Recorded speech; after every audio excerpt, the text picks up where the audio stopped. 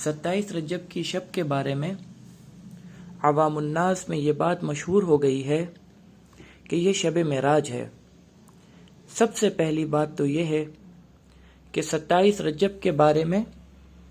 یقینی طور پر نہیں کہا جا سکتا کہ یہ وہی رات ہے جس میں نبی کریم صلی اللہ علیہ وسلم معراج پر تشریف لے گئے تھے،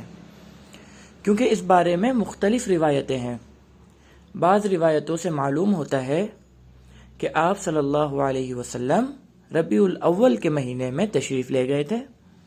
بعض روایتوں میں رجب کا اور بعض روایتوں میں کوئی اور مہینہ بیان کیا گیا ہے۔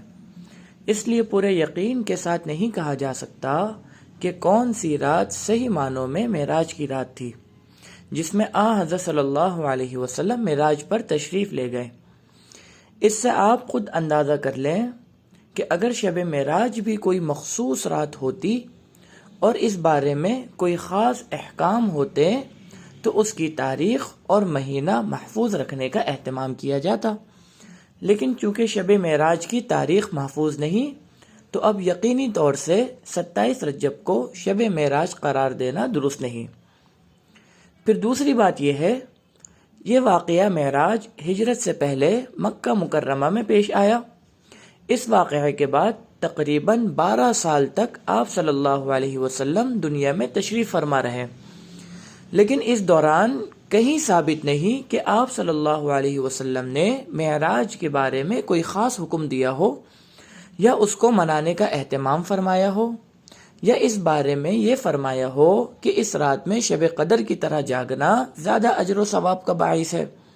نہ تو آپ صلی اللہ علیہ وسلم سے ایسا کوئی ارشاد ثابت ہے اور نہ آپ کے زمانے میں اس رات میں جاگنے کا اہتمام ثابت ہے۔ نہ خود حضور صلی اللہ علیہ وسلم جاگے اور نہ صحابہ کرام رضی اللہ عنہم کو اس کی تاکید فرمائی اور نہ صحابہ کرام رضی اللہ عنہم نے اپنے طور پر اس کا اہتمام فرمایا۔ پھر سرکار دو عالم صلی اللہ علیہ وسلم کے دنیا سے تشریف لے جانے کے بعد 100 سال تک صحابہ کرام رضی اللہ عنہم دنیا میں موجود رہے۔ اس پوری صدی میں صحابہ کرام رضی اللہ عنہم نے 27 رجب کو خاص اہتمام کر کے نہیں منایا، لہذا جو چیز حضور اقدس صلی اللہ علیہ وسلم نے نہیں کی اور جو آپ کے صحابہ کرام نے نہیں کی اس کو دین کا حصہ قرار دینا یا اس کو سنت قرار دینا یا اس کے ساتھ سنت جیسا معاملہ کرنا بدعت ہے اور اس سے اجتناب کرنا چاہیے۔